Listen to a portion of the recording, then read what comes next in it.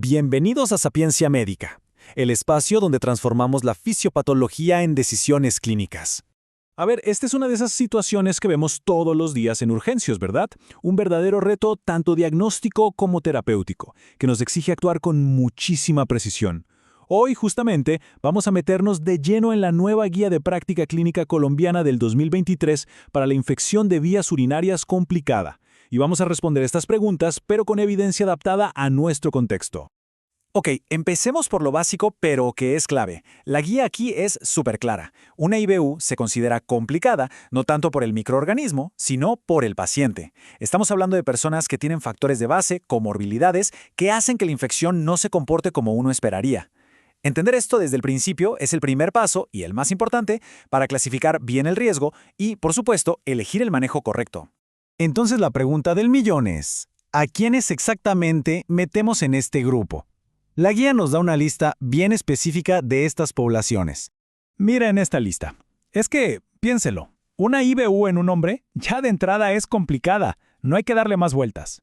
Lo mismo pasa con mujeres posmenopáusicas, adultos mayores o cualquier persona que tenga de base diabetes, una enfermedad renal crónica o una sonda vesical.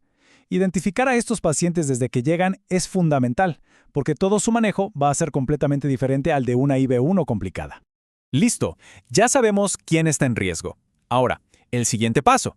¿Cómo confirmamos el diagnóstico sin equivocarnos? La guía nos traza un camino muy bien estructurado. Lo primero, siempre, es la clínica. Tenemos que diferenciar si estamos frente a una infección baja, o sea, una cistitis, o una alta, una pielonefritis. Para pensar en cistitis, necesitamos al menos dos de los síntomas clásicos: disuria, polaquiuria, etc. Pero ojo, en la pielonefritis, los síntomas que mandan son la fiebre y el dolor en el flanco. Y, aquí está la trampa, los síntomas de abajo, los de la cistitis, podrían no estar.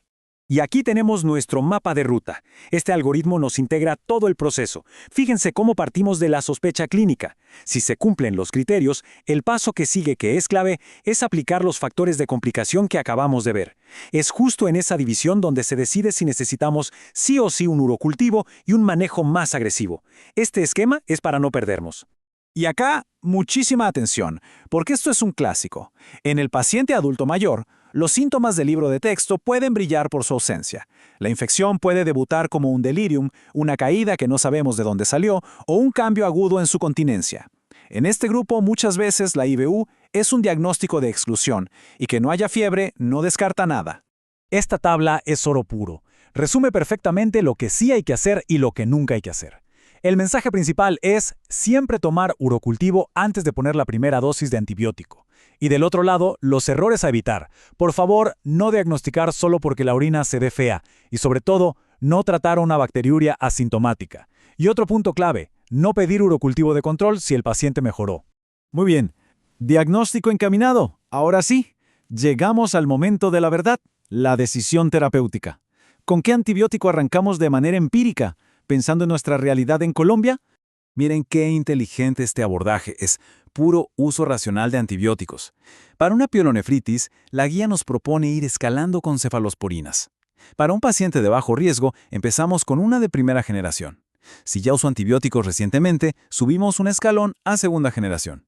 Y solo reservamos la tercera, como la ceftriaxona, para esos casos de alto riesgo, con cálculos, catéteres o alguna otra patología estructural. Ok, y si es una cistitis complicada, el cuento es un poco distinto. Aquí la elección va a depender de si el paciente está hospitalizado, de si tolera la vía oral y, algo muy importante, de cómo está su función renal.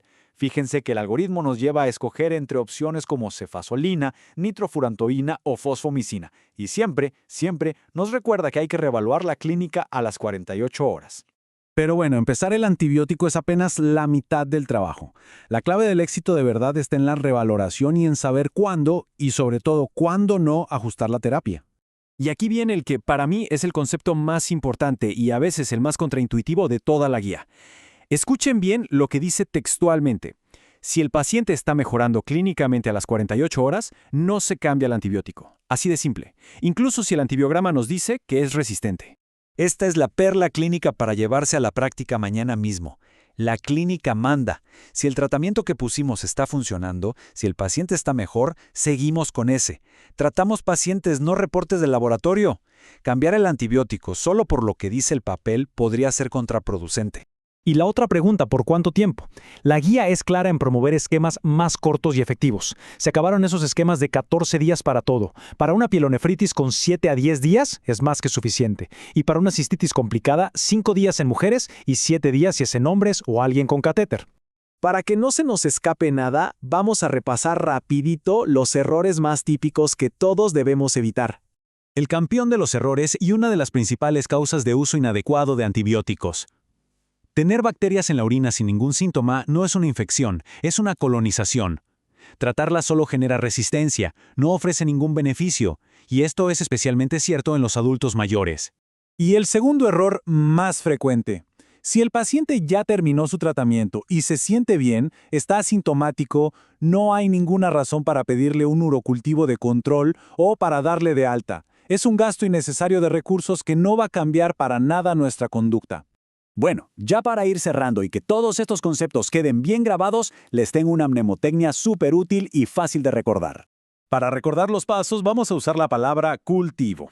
La C es de identificar si es complicada. U de urocultivo, siempre antes. L de localizar el sitio si es alta o baja. T de tratamiento escalonado. La I de innecesario ajustar si el paciente mejora. V de valorar de nuevo a las 48 horas. Y la O de optimizar con una duración corta. Entonces, para llevar a casa, los 4 puntos cruciales son: primero, el diagnóstico es clínico, pero el urocultivo antes de empezar es obligatorio. Segundo, el tratamiento para pielonefritis se escalona con cefalosporina según el riesgo. Tercero, la clínica a las 48 horas le gana al antibiograma. Y cuarto, usemos esquemas de tratamiento cortos y efectivos. Muchísimas gracias por acompañarnos en este análisis de Sapiencia Médica. Esperamos de verdad que esta revisión de la guía colombiana les sirva muchísimo en la práctica de todos los días. No se olviden de suscribirse, activar las notificaciones y seguirnos en nuestras redes y en Spotify para que no se pierdan de ningún contenido. Nos vemos en la próxima.